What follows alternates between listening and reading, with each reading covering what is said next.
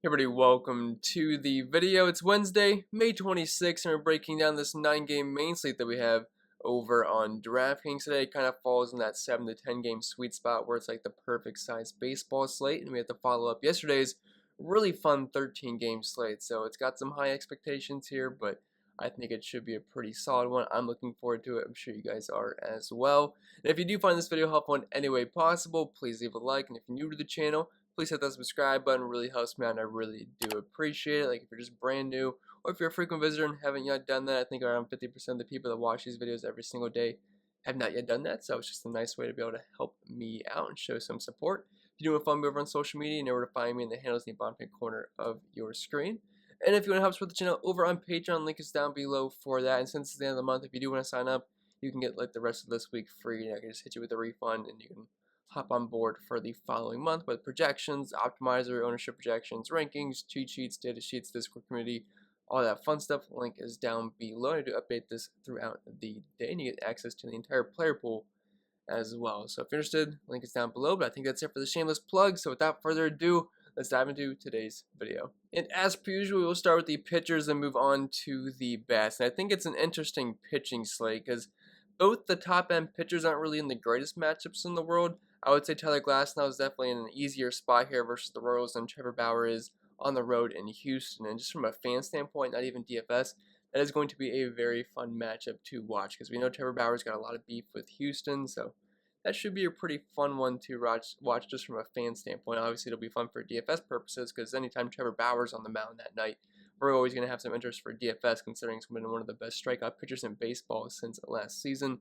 But we're going to start up top here with Tyler Glasnow, $10,500. He struggled in his last start versus the Blue Jays, although most pitchers have seemed to struggle versus the Blue Jays this season. Their offense has definitely been one of the better ones to roster in the league so far. But looking at Vegas, less than a 3 implied team total against him. Very strong, 64% chance for a win, 8.5 K prop, which I believe is the highest on the entire slate. And looking at his numbers specifically this season, a really strong 36% K rate. His ERA is actually a little bit worse than his xFIP, but the SIERA is kind of right on par with that. He's pretty much pitching to expectation looking at his numbers here.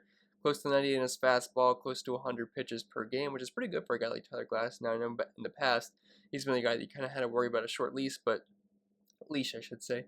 But that really hasn't been a problem for this year. Walk rate could be a little bit high, but overall, he's got very similar numbers to Trevor Bauer for the most part. Similar walk rates, similar strikeout rates, similar Ks per 9, similar walk rates as walks per 9, I should say. But yeah, I mean, there's nothing really wrong here with Tyler Glasnow. He's given up a little bit of power with a 173 ISO, but nothing to really be too concerned about.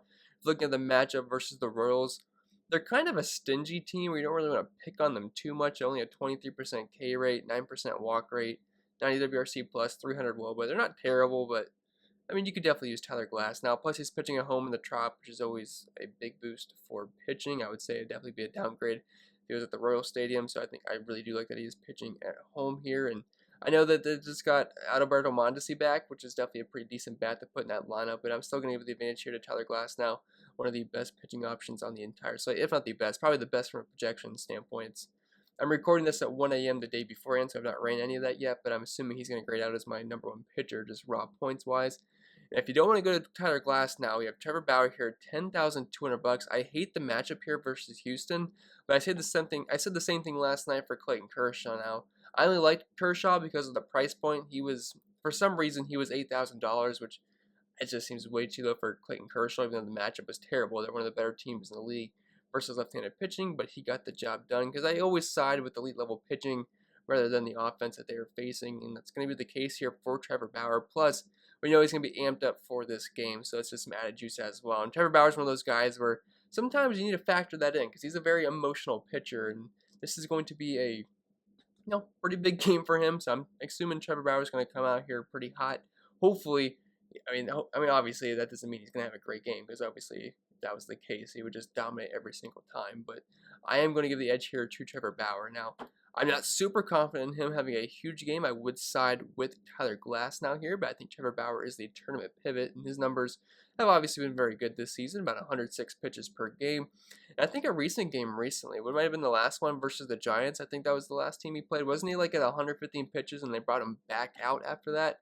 I'd have to double check that, but I think that's what I saw when I was watching the end part of that game before I went to bed. But Anyway, ERA below 2 here, 3.12 xFIP, 2.79 Sierra, 36.2% carry. Kind of already talked about this, but kind of similar numbers to Jelly Glass now, just a little bit better. And matchup here versus Houston, like I mentioned, not the greatest thing in the world. Now it's better to be a righty versus them compared to a lefty, but even then, it's still not that great. An 18.6% K rate, that's a terrible matchup here for Trevor Bauer, strikeout-wise. 155 ISO, 110 WRC+, 321 WOBA. There's some pretty good lefties in that lineup, but yeah, I'm still going to give the edge here to Trevor Bauer. Now, again, I do prefer Tyler Glass now for only $300 more, but you could definitely make a case for using Trevor Bauer here. 3.95 implied team total against him, which is a run higher than Tyler Glass now. So, again, just more reasons to want to play Glass now here over Trevor Bauer. 8K prop, slightly less of a favorite than Glass now, but still a favorite nonetheless. But do like Bauer more so as a tournament option. Probably not going to get there in cash games. I hate to say that like at 1 a.m. the day of the slate, but that's just kind of my first thoughts on those two. I think you could definitely play Tyler Glass now in cash games. And then drop it down to not the mid-range here, but he's not overly expensive. He's kind of right in that weird spot where he's $9,000. You're not really sure what to do with him because it's Marcus Stroman. Like, he's just not one of those pitchers where when he's $9,000, you're really getting out of bed, really wanting to play Marcus Stroman that day because it feels a bit expensive for a guy that doesn't really strike out many guys and just gets a lot of ground balls. Like, he's a good real-life pitcher, but for DFS purposes, it's kind of boring. Like, the numbers are fine. 2.73 ERA, 3.51 xFIP, 3.8 Sierra. Those are okay, obviously, and 20.3% K rate's pretty low, but for real-life purposes, the guy's pretty good. I mean, 101 ISO, giving up lots of ground balls, doesn't really give him any fly balls whatsoever, limits the hard contact. He's a good real-life pitcher. Now, the matchup versus the Rockies is why I have him on here, because both offenses in this game suck, especially when the Rockies are away from Coors Field. The Mets lineup looks like a AA lineup at times. And then, Francisco Lindor out there, obviously, but he's playing like a AAA player this season, it seems like. And that's just now my Indians saltiness coming out that he left the team. But, man, both offenses have been brutal recently, so I think you can definitely load up on both pitchers in this game. Now, again, the price tag here is kind of gross for Stroman, so I would say he's a tournament option only, but with only a 3.08 implied team total against him, slight favor here, only a 5K prop. I think he's viable just because it's the Rockies and their offense is pretty putrid for the most part. Maybe there's a couple guys that could give him some trouble, but I don't think Marcus Stroman should have many issues. I think his most recent game, he had 8 strikeouts in that game. If the strikeouts are going to be up, which it's certainly possible here versus the Rockies, he could pay off that $9,200 price tag, but for about $1,000 more, we can get a guy like Tyler Glass now who's got 10 plus strikeout upside anytime he's on the mound. So I would definitely want to try to get the extra money to make that work. But if you can't, I wouldn't hate settling with Marcus Stroman here. And then getting into some cheaper SP2s, we have Chris Paddack and German Marquez. Paddack, I don't know. I'm not a big Paddack fan, to be honest. He's not a huge strikeout guy. When he's in the right matchup, I think he's viable. Like last time out, he's versus Seattle. I think he struck out 8. I had to double check that, but he had a pretty strong game fantasy-wise. Had over 20 fantasy points, and it's another strong matchup here versus the Brewers. Now, I wish he was pitching in Petco because it's definitely a park downgrade going to the Brewers Stadium because it's definitely a hitter's park, but still only 3.77 implied team total against him. And they're a team that will strike out quite a bit versus either righties or lefties here. With Chris Paddack being a righty, looking at their splits versus those this season. 26.2% K rate, OBP of 291, WOBA of 286, WRC plus of 79. I think it's a pretty solid matchup here for Chris Paddack. Again, he's a guy that's only got around a 21% K rate this season. And I think his ERA is sitting in the high threes, same with the xFIP, and this year is actually pushing 4s here, but if you're just looking for a little bit of strikeout upside, I think Chris Paddack's in a decent spot, but I would honestly rather just get the German Marquez here, save $1,000. He gets a great matchup versus the New York Mets, who have one of the worst offenses on paper as of right now. Obviously, when all the guys are healthy, they're not going to be a team you want to pick on too much, but right now, a lot of those guys are out of the lineup, and it is looking very, very rough for that team. At 3.42 implied team total against him. He is an underdog here, going up against Marcus Stroman, which totally makes sense, but I could live without the win even if the Rockies can't get him that 4-point bonus here, because this just seems a little bit too cheap for a guy like Marquez away from Coors Field. If he was in Coors Field, I guess I could understand the price tag being below $7,000, but to be honest, in this matchup versus the Mets, it's definitely a huge park upgrade for Marquez, going from Coors Field to New York here. And I know his numbers aren't great this year. You got to keep in mind a lot of these starts do come from Coors Field, but an ERA close to 5. The xFIP's about a run lower, though. Sierra about a half a run lower, 24% K rate. The walks are a major issue. Not going to gloss over that. That can definitely be a concern, but the Mets lineup shouldn't be anything we are too scared of here. He gets a lot of ground balls and doesn't even give up a homer per 9. So I don't think he's going to get in too much trouble here. And at $6,700, as of right now, my assumption is he might be the highest owned pitcher on the slate just to make things work with the bats. I hate saying stuff like that. 1 a.m. I haven't went to bed yet, so I'm working on a tired brain here. We just got done with the last slate, so. But German Marquez just feels a little bit too cheap for me. I think the projections are probably going to like him as the best value pitcher here, and I feel like a lot of people will have that same assumption in their projections or whatever website they are looking at. So Marquez at $6,700, you can definitely sign me up for that. I have to check the Mets lineup. I'm not sure if anyone's coming back. If there's people coming back, I did not double check that. So that's something I'd have to check and see if a bunch of guys are coming back. Obviously, that would change some things, but $6,700 away from Coors Field, I think Marquez makes a lot of sense as of right now. And with that being said, I think we can move on to the bats, and there's a handful of pitchers that we just broke down. Obviously, there's a couple of other pitchers that are viable. I say that every single time, but those are the guys I'm kind of keyed in on as of right now. And as per usual, we'll start with the catcher position, move on the diamond, and hit the outfield as well. And one thing I always say is that things can change depending on where these guys hit in the batting order. Yes, it's nice to have projected batting order here, but sometimes that is not always perfect. Like yesterday, I said Kepler, he's projected batting 7th, but if he ends up hitting leadoff, yeah, I'll end up liking Max Kepler a lot more, and that was the case. Now, Kepler didn't have the greatest game in the world, but he was 80% owned for a reason, because, bump up to first in the order versus a righty, it makes a ton of sense. So that's something to keep in mind throughout the day. But anyway, up top, we have Buster Posey, $4,600. He's been on fire this season. Last I checked, I think he had 7 points tonight. I did end up playing him in cash games. A lot of people went Mitch Garver, but I had the money for Buster Posey. I think I was missing Alan Garver for like $100. I figured shouldn't be a big deal here. Do like the Giants stack tonight. Not sure if he did anything else outside of that, but he's having another good night, and he's been having a great season all year long, and I think that should continue here versus Merrill Kelly. And it's definitely a park upgrade going from San Francisco to Arizona. And the Giants do have one of the better implied team totals on the site at 4.75, and I would not be surprised if that creeps towards 5 by the time first pitch happens. And I do the Giants here quite a bit. Merrill Kelly's not a pitcher that I'm overly concerned about. I know he had a good game last time. I think he had around 30 DraftKings points, but the Giants this season have been surprisingly good, and I think you can definitely do a full stack here. And I got quite a few Giants bet I'm going to talk about, but so far this season, Buster Posey, he's batting .355, which I guess that would be higher after the game is over because I think he's got a couple of hits, so that should maybe raise a couple of points there. Over a .450 WOBA, close to a 300 ISO, 193 WRC plus, 430 on base percentage, over 1,000 OPS. He's been good versus lefties and righties. Do like all the Giants here quite a bit. Merrill Kelly, while the numbers aren't going to look like a complete trash can pitcher, you can definitely pick on him a little bit. 5 ERA, 4.14 xFIP, 4.3 Sierra, 20% K rate, and your 270 batting average given up. Hard contact rate close to 40% over a homer per 9. So, I mean, again, not a terrible pitcher, but there's definitely some upside to be had here for I was going to say the New York Giants, the San Francisco Giants. Christian Vasquez, $4,400. I am liking the Boston stack here quite a bit in Fenway. I mean, obviously, I wish they were kind of on the road in a good park because then you get those guaranteed nothing at bats, but not going to be overly concerned about that because this should be a game with some high scores because I think the Atlanta stack makes plenty of sense here versus Nick Pivetta. Don't have many of those guys listed here, but I do think they are viable. Ronald Acuna, Marcell Ozuna, Ozzy Albies. I do have Freddie Freeman listed here. I think they're all viable plays. William Contreras as well. Just don't, I don't want to list the entire slate here, but they are viable if you have any questions about the Atlanta Braves. But Christian Vasquez here gets a nice righty on lefty matchup. Drew Smyly has been a pitcher I've used in the right matchups. I think most recently versus Pittsburgh. I think he had an okay game versus them. He had the strikeouts and they gave us some runs early on, but versus Boston, I'm going to side with the Boston bats here. They have a lot of guys that do hit left-handed pitching very well, so Christian Vasquez, one of those guys, although this season it's not been great for him. He's been a guy that in the past can hit left-handed pitching pretty well. Then Yan Gomes, $4,200 versus Jeff Hoffman here. Wish they were hitting in Cincinnati and Great American Small Park. Unfortunately, we can't get everything we want in life, but there's still a team total here close to 5. Jeff Hoffman's been a guy that's kind of been hit or miss this season, but I'm definitely going to side with the Nationals bats here versus Hoffman, not a pitcher that I would really shy away from here. I think the full stack is in order, and you're going to see plenty of guys listed from the Nationals on this video.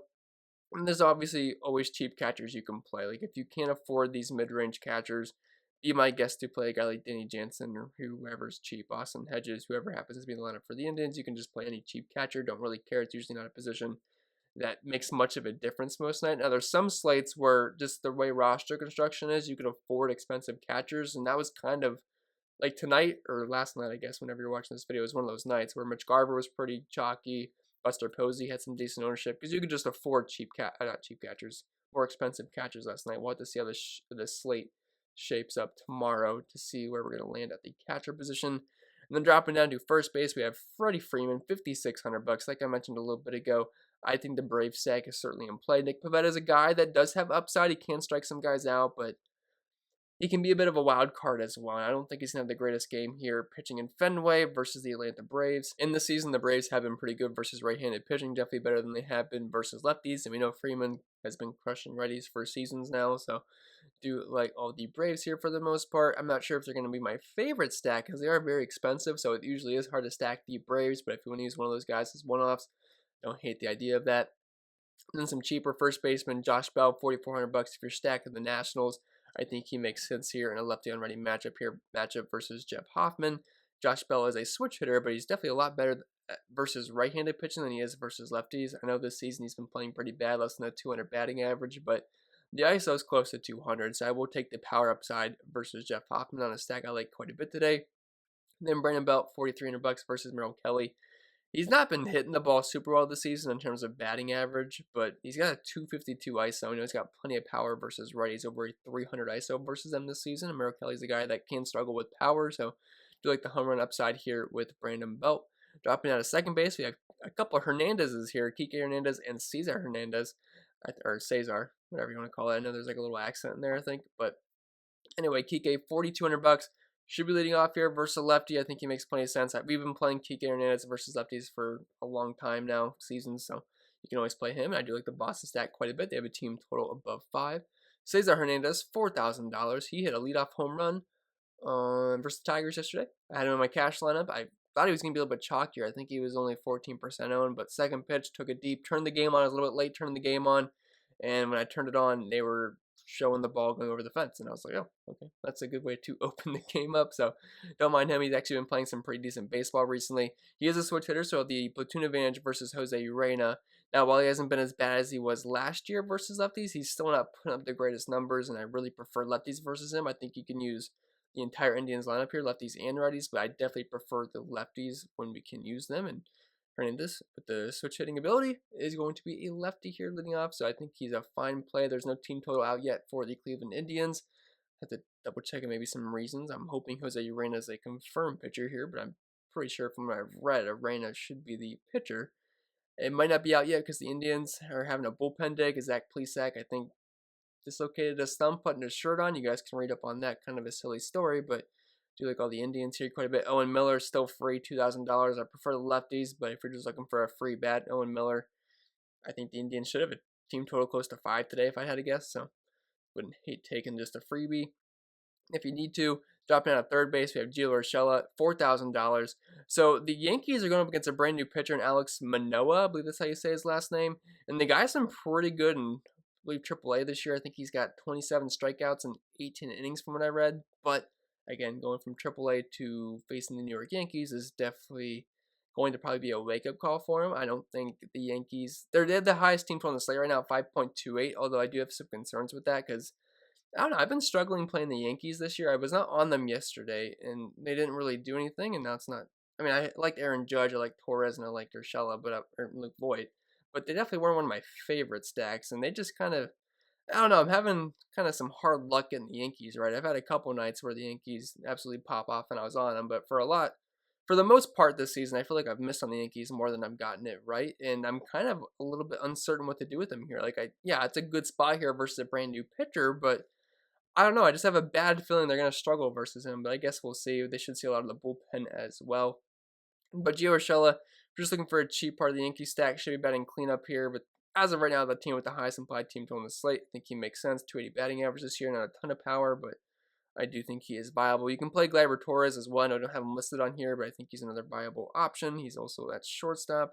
Should have a decent spot in the order as well. Now, Austin Riley, $4,000 is part of that Atlanta stack, and he's not overly expensive as well. So if you can't get like the super expensive Acuñas, Freemans, Marcell Ozunas, I think Austin Riley makes for a fair price point. Starling Castro, $300. Prefer him versus lefties, but I think we can play all the Nationals bats versus Jeff Hoffman for the most part. And while Castro hasn't really shown a ton of power this season, he is batting 275, which is okay for a guy that's only $3,800. So don't hit him as part of the Nationals stack. Then speaking of the Nationals, pretty much their best player. I think you can kind of I'd say it's either going to be either Juan Soto or Trey Turner as their best player. I think you can make a case for both. But I've been playing a lot of Trey Turner this year. Not sure if I'm going to be able to spend $6,400 for him today. I think he's the most expensive bat in the entire slate. But he's been great this season, batting 320, 390 WOBA, 227 ISO, 547 slugging, 145 WRC plus, OPS close to 1,000. And any single time he gets on base, he is an elite threat for stolen bases, which just adds to his floor and ceiling. So do like Trey Turner quite a bit. If you do have the money for him, I realize he is very expensive, but if you are stacking the Nationals, it's really hard leaving off guys like Trey Turner and Juan Soto despite their massive price points. Xander Bogaerts, $5,700, a nice righty on lefty matchup here versus Drew Smyly, and Xander Bogaerts has been amazing this season, batting 345 with a 427 WOBA and an ISO above 250. He's actually got better numbers than Trey Turner. He's been fantastic this year, and he's about, what is that, $700 cheaper? I think that's what it is. 64 minus 57. Yeah, it should be like, yeah, $700 cheaper than Trey Turner. And both stacks are looking very good today. And then Brandon Crawford, $4,400. Just a nice lefty on righty matchup here versus Merrill Kelly. And Crawford showing some pop this season, about a 300 ISO. And I think he batted 6th last night because I think Alex Dickerson batted 3rd. So we'll see how that goes. Right now I have it 6 for Dickerson and 3rd for Crawford, but even if that switches, I think that's still fine either way. I do like the park upgrade here going to Arizona, and I do like the Giants stack quite a bit. And then dropping down to the outfield, we have Juan Soto, $6,100. Kind of touched on him, and I talked about Trey Turner, but lefty on ready matchup, and we know Juan Soto is just an absolute beast. The power's been a little down this year with a 143 ISO, but he's still batting close to 300 with over a 400 on base percentage. But we know Juan Soto, the upside, one of the best players in baseball. Absolute phenomenal talent, so I do like Juan Soto if you have the money for him. JD Martinez, $6,000, one of the best lefty matchers in baseball. Do like all the Red Sox today, and JD Martinez has been excellent this season, right on par with his teammate Xander Bogaerts, so I don't hate him in Red Sox stacks. But that's a big price tag to get to. Probably won't get there in cash games. Try to get some cheaper outfielders more than likely. Aaron Judge, $5,600. I do like the Yankees today. Again, I'm having trouble getting them right this season. They currently have the highest implied team total in the slate, facing a pitcher that's never pitched in the big leagues before, so we'll see how that goes. Sometimes that can go really well for them because the batters haven't seen them before, or it can go really poorly because it's their first start in the big league. So I guess we'll see how that goes. Vegas thinks it's not going to go that great considering their team total is the highest on the slate, but I do have my concerns, but I don't mind the Yankees today. Obviously, I have quite a few of these guys listed, and if Giancarlo Stanton's back, you can play him as well. I think he's only $4,000, although I don't think we're really sure what's going on with him. I think he was supposed to return yesterday. I talked about him, and I don't think he had a setback or anything. I just guess he wasn't ready. I'm not sure what it was, but we'll see if Stanton's back. But Aaron Judge here, he's been great this year. Crushes lefties or righties. I think he's in play if you are stacking up Yankees, or if you just so happen to have $5,600 left in your lineup spot at outfield. I guess that's fine either way. Then getting into some cheaper outfielders here, we have Kyle Schwarber, $4,900. Just a nice lefty on righty matchup here versus Jeff Hoffman, a pretty mediocre pitcher, I would say. And this season, Schwarber's boasting a 216 ISO. The rest of the numbers aren't super impressive, but we know he's got pop versus righties. Tyler Naquin, $4,300. I have not talked about any Cincinnati Reds yet, but I do think they're a decent stack here versus Joe Ross. And I think that 4.5 implied team total is just a little bit too low. I think that has more to do with going away from Great American Ballpark. But Joe Ross is not a very good pitcher, and the Nationals bullpen's got one of the worst xFIPs in the entire league. I don't hate the red stack here. It's gonna be contrarian, but you can use guys like Jesse Winker, Tyler Naquin, and obviously the other bats as well. But those would be my top two guys because you get the left and righty matchup versus Joe Ross. But Tyler Naquin's been having a really good season so far. Should be batting around cleanup and 270 ISO, 524 slugging. The batting average is only 250, but he's definitely shown a lot of power this season, hitting the ball very, very wide. I'd be interested to see what his hard contact rate is this season. So he's got a 42% fly ball right now. Yeah. 46% hard contact rate, and just for comparison, Aaron Judge is at 51%, Josh Bell's at 45%, just looking at the guys that have the highest on the sheet. So yeah, Tyler Naquin, out of all the guys we've talked about, has got the second best hard contact rate so far this season, so he's definitely been hitting the cover off the ball. And versus Joe Ross, I think there's maybe some sneaky home run upside here, and I think a lot of people are going to play Naquin Eddie Rosario, 3,500 bucks. I'm thinking the Indians are gonna have a team total close to 5 here. Maybe it doesn't reach quite 5, but it should be in the if we're talking 4.55, I think it's gonna be closer to 5 than it will be 4.5. But I know Rosario's been terrible this year, but he's been kind of popular recently. I know he wasn't yesterday because it was lefty on the mound, but 3,500 bucks. He's been bad, but it's kind of hard to pass him up if you are stacking the Indians today. Plus, you love lefties versus Jose Urena, so I think Eddie Rosario grades out very, very well here. Alex Dickerson, $3,000. If he ends up batting third again, I think that'd be definitely an upgrade for him because batting sixth kind of stinky, but 3,000 bucks for a lefty on righty matchup here on a stack that I like quite a bit. I think Alex Dickerson's fine. Then Harold Ramirez, 2,700 bucks. I would prefer if it was a lefty on the mound, but I'm not going to complain too much. He's actually been okay this year, 250 batting average with over a 200 ISO. Plus, he's been pretty consistent. So if you're just looking for a cheaper part of the Indian stack, you can definitely go with our man Harold here. But I know I don't have Jose Ramirez listed on the sheet, but you can always play Jose as well. I mean, he's great versus either righties or lefties, and I do think the Indian stack obviously makes a lot of sense tonight. But with that being said, guys, I think that's going to be it for the video. So I hope it was helpful, and if it was, make sure you leave a like. And if you're new to the channel, hit that subscribe button. It really helps me out, and I really do appreciate it. Follow me over on social media at Pennell16 on Twitter and cpen16 over on IG. And if you want to help support the channel over on Patreon, you can get a free rest of the week pretty much because the new month's coming up, and I'm going to double charge you guys so I can hit you with the refund as long as you follow up the next month. Link is down below for that, for the optimizer, projections, ownership, all the good stuff. You guys get the idea. But I'm going to stop rambling. I will get out of here. Enjoy your Wednesday. Hope the weather is wonderful wherever you are. And I'll see you guys in the next video.